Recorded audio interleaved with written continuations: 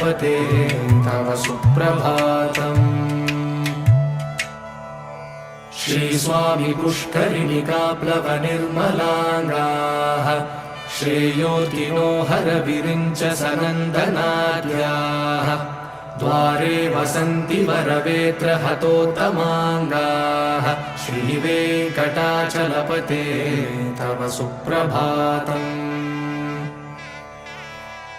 श्रीशेषशैलगरुडाचलवेङ्कटाद्रिनारायणाद्रिवृषभाद्रिवृषाद्रिमुख्या आख्यां त्वदीयवसतेरनिशं वदन्ति श्रीवेङ्कटाचलपते तव सुप्रभातम्।